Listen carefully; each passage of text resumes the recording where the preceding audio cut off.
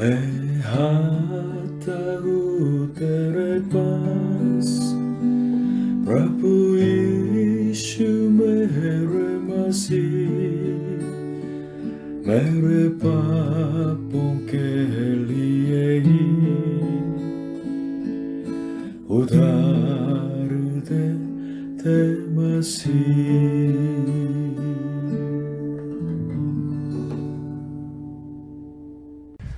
Hallelujah. प्रभु यीशु मसीह जी आप सभी को आशीष दे। जब हम जीवन जीते हैं तो कई बार मृत्यु से बच जाने का अनुभव करते हैं। कभी कभी दूसरों के इस तरह अनुभव के बारे में हम सुनते भी हैं।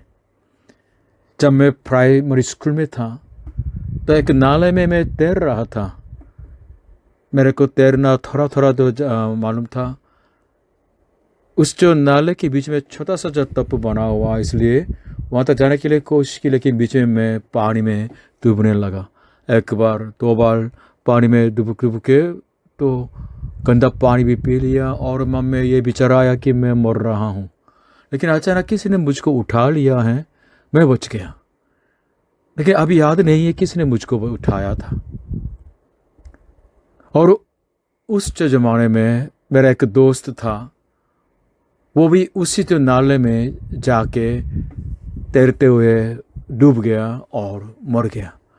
कभी कभी उसकी याद भी आ जाती है। हमारे जीवन में अनेक विपत्तियां, आकर्षण और परीक्षा, मृत्यु का खतरा और नाश होने का खतरा बहुत ज़्यादा है इस संसार में। और शैतान के पास मनुष्य जीवन को बिल्कुल नाश करने के लिए पर्याप्त कार्य साधन है। इसलिए पूछना है, इस पृथ्वी पर मुझे और मेरे परिवार लोगों को बिल्कुल सुरक्षित रखने वाले शरण स्थान है? अगर वो है तो कौन है? और मृत्यु के बाद आने वाले न्याय और अनंत काल के लिए नरक के आग के सजा, उसमें से हमें बचाने वाले कौन हैं? बाइबल कहती है केवल प्रभु यीशु मसीह। इसलिए प्रभु यीशु मसीह ही आपके लिए परमेश्वर का अनुग्रह है। इसी अनुग्रह को अगर आप संभाल के रखेंगे, आप उस पर विश्वास रखेंगे, तो वो अनुग्रह आपकी मदद करेंगे, आपको सुरक्षित रखेंगे और आपको सनातन मुक्ति के लिए ले जाएंगे। प्रभु यीशु मसीह में मिलने वाले परमेश्वर के उस अनुग्रह को सचमुच में आप खजाना समझते हुए जीवन जिएंगे। आप सचमुच में धन्य व्यक्ति बन जाएंगे। प्रभु यीशु मसीह जी इस तरह विश्वास रखने वाले आप सभी को आशीष दे। आज के वचन 2 कुरिन्थियों 6वां अध्याय 1 से 2। और हम जो उसके सहकर्मी हैं यह भी समझाते हैं कि परमेश्वर का अनुग्रह जो तुम पर हुआ व्यर्थ न रहने दो, क्योंकि वह तो कहता है कि अपनी प्रसन्नता के समय मैंने तेरी सुन ली और उद्धार के दिन मैंने तेरी सहायता की। देखो अभी वह प्रसन्नता का समय है, देखो अभी उद्धार का दिन है। आज के बच्चों का पहला भाग पद 1। और हम जो उसके सहकर्मी हैं ये भी समझाते हैं कि परमेश्वर का अनुग्रह जो तुम पर हुआ व्यर्थ न रहने दो। प्रभु यीशु मसीह पर विश्वास करके परमेश्वर को जानने का अनुग्रह और पाप क्षमा और मुक्ति पाने का अनुग्रह आपको मिला है। अगर मिला है तो उस अनुग्रह को व्यर्थ न होने दीजिएगा, उस अनुग्रह को न भूलना है। अगर जो कोई विश्वासी उस अनुग्रह को भूल जाते हैं वो सिर्फ नामधारी ईसाई बन जाएंगे और सिर्फ धार्मिक खेल खेलते हुए नाश हो जाएंगे। भजन संहिता भी उस अनुग्रह को याद करने के लिए कहते हैं। भजन संहिता में बहुत डिटेल में इस तरह लिखा है कि परमेश्वर ने कैसे कैसे अनुग्रह हमको दिया है। भाइयों बहनों, जो अनुग्रह परमेश्वर ने आपको दिया है उसकी याद करते हुए जीवन जीने वाले, इसलिए परमेश्वर के लिए धन्यवाद करने वाले धन्य जीवन बन जाइएगा। परमेश्वर का धन्यवाद करने वाले वो ही परमेश्वर की महिमा करते हैं। भजन संहिता 50:23 में लिखा है। और एक और जगह भजन संहिता 103 में कुछ जो पौधों को लेके हम मनन करें, परमेश्वर ने हमें कैसे कैसे अनुग्रह दिया है। मैं पढ़ता हूँ भजन संहिता 103 2 से 5, 10, 12, 17 और 18। हे मेरे मन, यहोवा को धन्य कहा और उसके किसी उपकार को न भूलना। वही तो तेरे सब अधर्म को क्षमा करता और तेरे सब रोगों को चंगा करता है। वही तो तेरे प्राण को नाश होने से बचा लेता है और तेरे सिर पर करुणा और दया का मुकुट बांधता है। वही तो तेरी लालसा को उत्तम पदार्थों से तृप्त करता है, जिससे तेरी जवानी उकाब की नई हो जाती है। उसने हमारे पापों के अनुसार हमसे व्यवहार नहीं किया और न हमारे अधर्म के कामों के अनुसार हमको बदला दिया है। उदयाचार अस्ताचार से जितनी दूर है, उसने हमारे अपराधों को हमसे उतनी ही दूर कर दिया है। परंतु यहोवा की करुणा उसके दरवैयों पर युग युग और उसका धर्म उनके नाती पोतों पर भी प्राप्त होता रहता है, अर्थात उन पर जो उसकी वाचा का पालन करते और उसके उपदेशों को स्मरण करके उन पर चलते हैं। हालेलुया। इसलिए भाइयों बहनों, प्रभु यीशु पर विश्वास करने वालों के लिए और प्रभु यीशु मसीह में जो परमेश्वर का अनुग्रह हमें दिए हैं, उन अनुग्रह की याद करते हुए गिन गिन के उनकी स्तुति करें और उनका धन्यवाद करते रहें। आमीन। आज के वचन का पार्ट 2 पद 2। क्योंकि वह तो कहता है कि अपनी प्रसन्नता के समय मैंने तेरी सुन ली और उद्धार के दिन मैंने तेरी सहायता की। देखो, अभी वह प्रसन्नता का समय है। देखो, अभी उद्धार का दिन है। क्यों मनुष्य को बाइबल के परमेश्वर के सामने आना है? क्यों उसी परमेश्वर पर विश्वास करना है? क्योंकि बाइबल का परमेश्वर मनुष्य के जीवन पर दया रखने वाले परमेश्वर हैं और उनकी प्रार्थना को सुनने वाला परमेश्वर हैं, मनुष्य को बचाने वाला परमेश्वर हैं और उद्धार का दिन हमारी सहायता करने वाला परमेश्वर हैं। जब संकट आ जाते हैं, जब न्याय का दिन हो जाते हैं, तो आपके पैसे, आपके माँ बाप, आपका गुरु, कोई अधिकार पर्सन, कोई भगवान आपको नहीं बचा सकता। केवल यहोवा परमेश्वर ही मनुष्य की सहायता कर सकते हैं, मनुष्य को बचा सकते हैं। उस परमेश्वर का मुक्ति का समय कब है और उद्धार का दिन कब है? आज के वचन कहते हैं अभी, नाउ।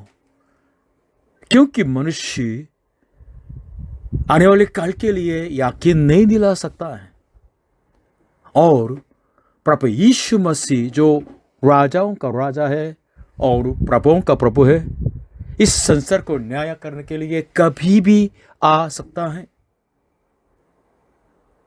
और जिस दुनिया में हम रहते हैं, ये दुनिया अपने अंतिम दिनों में चलता है, कभी भी खत्म समाप्त हो सकता है। इसलिए जो प्रभु यीशु मसीह के वचन सुसमाचार आपने सुना है, अगर उसको इनकार करेंगे, प्रभु यीशु मसीह पर विश्वास न करते हुए अगर आपकी मौत आ जाती है, या जब आप विश्वास नहीं करते हैं तब प्रभु यीशु वापस आके न्याय करना शुरू करते हैं, तो देर हो गया, आप नाश हो गए। जब कोरोना स्टार्टिंग होने वाले थे तो कोरिया से एक भाई इंडिया चला गया था, लेकिन थोड़ी देर बाद कोई किसकी शादी में वो जा रहा था तो गाड़ी के एक्सीडेंट हो गया, उसकी देहांत हो गया। जो मरा है उसको और मौका नहीं है वचन सुनने का, विश्वास करने का। इसलिए अभी इस जगह प्रभु यीशु पर आप विश्वास कीजिए और परमेश्वर की दया को अपनाइएगा और उनके मुक्ति के अनुग्रह को जरूर अपनाइएगा। आपको मुक्ति का अनुग्रह मिला है। अगर उस अनुग्रह नहीं मिला, उस अनुग्रह को नहीं पाया, तो अपने पापों को मानिएगा और पाप से बिल्कुल फिर के पश्चाताप कीजिएगा और प्रभु यीशु पर विश्वास करके परमेश्वर के मुक्ति के अनुग्रह अपनाइएगा। क्योंकि परमेश्वर उन लोगों का स्वागत करते हैं, उनसे प्रसन्न है जो प्रभु यीशु पर विश्वास करके उनके पास आते हैं। उन पापियों का स्वागत करते हैं। परमेश्वर उनको बचाते हैं, उनकी सहायता करना चाहते हैं। इसलिए दूसरे भाग का सारांश है, प्रभु यीशु पर विश्वास कीजिए और परमेश्वर की मुक्ति को अपनाइए और प्रभु यीशु मसीह में मिलने वाले मुक्ति के जो आश्वासन में जरूर बने रहिएगा। और प्रभु यीशु मसीह में जो मुक्ति का आश्वासन के लिए हमें प्रभु यीशु मसीह ने इस तरह वादा किया है। यूहन्ना रचित समाचार 5वीं अध्याय 24 से लेके 28 तक प्रभु यीशु ने कहा, मैं तुमसे सच सच कहता हूं, जो मेरा वचन सुनकर मेरे बजने वाले की प्रार्थना करता है, अनंत जीवन उसका है और उस पर दंड की आज्ञा नहीं होती, परंतु वह मृत्यु से पार होकर जीवन में प्रवेश कर चुका है। मैं तुमसे सच सच कहता हूं कि वो समय आता है और अब है जिसमें मृतक परमेश्वर के पुत्र का शब्द सुनेंगे और जो सुनेंगे वे जिएंगे, क्योंकि जिस रीति से पिता अपने आप में जीवन रखता है, उस रीति से उसने पुत्र को भी यह अधिकार दिया है कि अपने आप में जीवन रखें, परंतु उससे न्याय करने का भी अधिकार दिया है, इसलिए कि वह मनुष्य का पुत्र है। इससे अचंभा मत करो, क्योंकि वह समय आता है कि जितने कब्रों में हैं उसका शब्द सुनकर निकलेंगे। Hallelujah, hallelujah. प्रभु यीशु मसीह जी बहुत गंभीर पापी से भी प्रेम करते हैं और उनको बचाते हैं। अब इस उपदेश में 2 गवाही के बारे में मैं बताना चाहूँगा। पहले गवाही है एक मौत की सजा पाए हुए कैदी की गवाही है जो यीशु से मिला था। अमेरिका में एक आदमी ड्रग्स को बिल्कुल बेचते बेचते हत्या भी कर दिया था और 2014 में बिल्कुल मौत की सजा पाए हुए तो जेल में बिल्कुल बंदा है, करिशा नाम का, उस आदमी की गवाही है। उसने अपने जो गवाही में कहा कि उसके पापा भी ड्रग्स तो बेचते हुए जेल में गया, उसके अंकल भी ड्रग बेचते हुए जेल में गया, वो बचपन से करिशा नाम का ये लड़का भी ड्रग बेचते बेचते तो जेल में जाता रहा। अंत में 2014 में बिल्कुल मौत की सजा पाई। इसने अपने दोस्तों से रो रो के मदद मांगी, लेकिन कुछ नहीं हुआ। अपने परिवार लोगों से भी रो रो के मदद मांगी, लेकिन कुछ नहीं हुआ। अंत में उसने प्रभु यीशु के नाम से रो रो के तो मदद मांगी, तो क्या हुआ? उसने कहा कि बहुत भयंकर जो बदलापन आ गया है। उसने कहा कि उसके जो पीठ में से करीब 1000 पाउंड के जो बोझ है बिल्कुल गायब हो गया। इस तरह उसने अनुभव बताया है।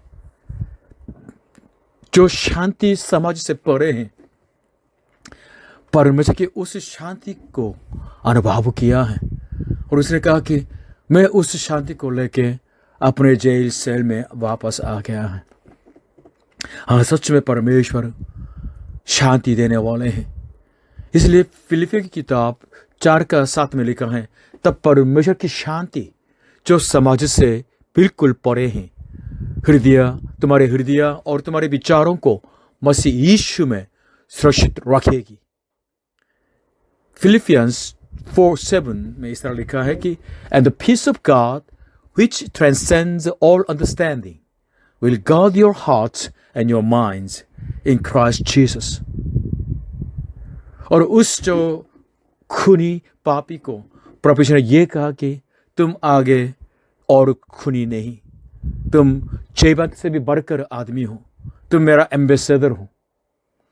प्रभु यीशु के लहू के द्वारा और उसके मुख के जो गवाही के वचन के द्वारा तुमने विजय पा ली है। इस तरह तो प्रभु यीशु मसीह ने उसको यकीन दिलाया है।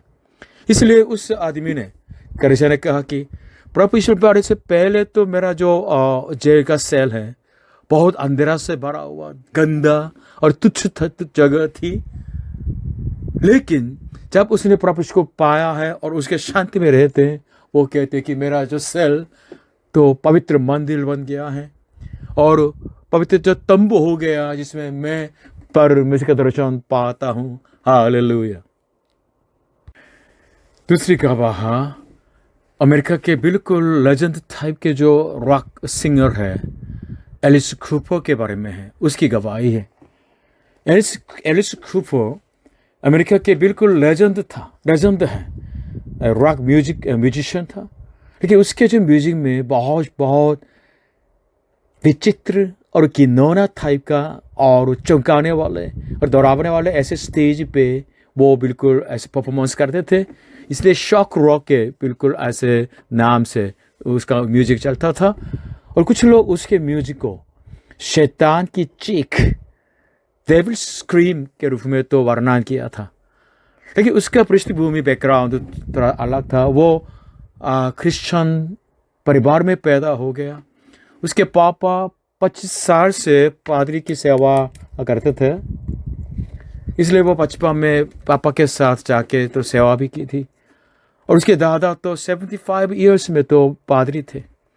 उसकी मिसेस का जो पापा भी पादरी थे, लेकिन ये रॉक था, रॉक म्यूजिक में बिल्कुल फंस गया। इसलिए धीरे धीरे वो विश्वास की राह से बहुत दूर चला गया है।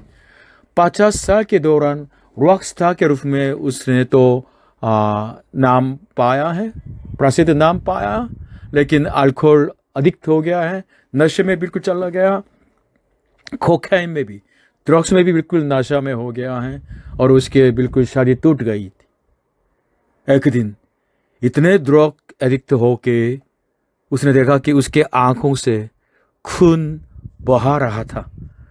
वो घबरा गया, इसलिए परमेश्वर के सामने आके चिल्लाया। तब उसके बाद उसके जीवन में परिवर्तन आ गया है।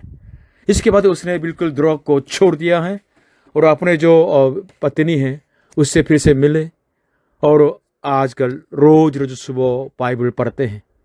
और उसने आंगीकार किया कि प्रभु यीशु मसीह में मैंने स्वतंत्रता को पाया, मैंने मुक्ति को पाया है। वो कह रहे कि मैं उराव पुत्र था, लेकिन प्रभु यीशु मसीह ने मेरे को सब कुछ होने दिया है और अनुमति दी। मैं संसार में चला गया, लेकिन सब खो के प्रभु यीशु के पास लौटे तो प्रभु यीशु जी ने मेरा स्वागत किया है। वो डर रहा था क्योंकि नरक के डर उसके दिल में था। नरक में जाएगा तो बहुत तो आज नियति खराब हो जाएगी। इसलिए वो डर के मारे डरते हुए दो चर्च में वापस आ रहा था। लेकिन एक दिन एक पादरी ने कहा कि प्रभु यीशु मसीह के प्रेम के बारे में उसने जान लिया। परमेश्वर सचमुच में सब लोगों से प्रेम करते हैं, वो नहीं चाहते कि कोई भी नाश हो जाए। इसलिए प्रभु यीशु मसीह को यानी अपने इकलौते पुत्र को हमारे लिए क्रूस पर चढ़ा दिया है। एलिस कूपर तो डर की वजह से वापस आ गया था, लेकिन मसीह का प्रेम एलिस के मन को छू लिया, उसकी आंखों को खोल दिया ताकि वो परमेश्वर का दर्शन पा सके, परमेश्वर को समझ सके। इस डायनेमिक जो परिवर्तन के द्वारा, चेंज के द्वारा उसने अपने म्यूजिक को छोड़ दिया और रॉकस्टार एलिस कूपर के जो कार्य बिल्कुल बंद कर दिया है। अभी वो प्रभु यीशु के पीछे चलते हैं और प्रभु यीशु मसीह के प्रेम के बारे में गवाही देता रहता है। अभी प्रभु यीशु के चेला बन गया है और वास्तव में प्रभु यीशु में तो अभी बने रहते हैं। वो पहले तो चर्च में क्रिश्चियन बैकग्राउंड में तो पैदा हो गया, लेकिन चर्च को छोड़ के चला गया। वो नाश होने वाला था, लेकिन प्रभु के अनुग्रह से वापस चर्च में आया है इस तरह वो सबके सामने बताते हैं कि परमेश्वर सब लोगों से अनंत प्रेम रखते हैं।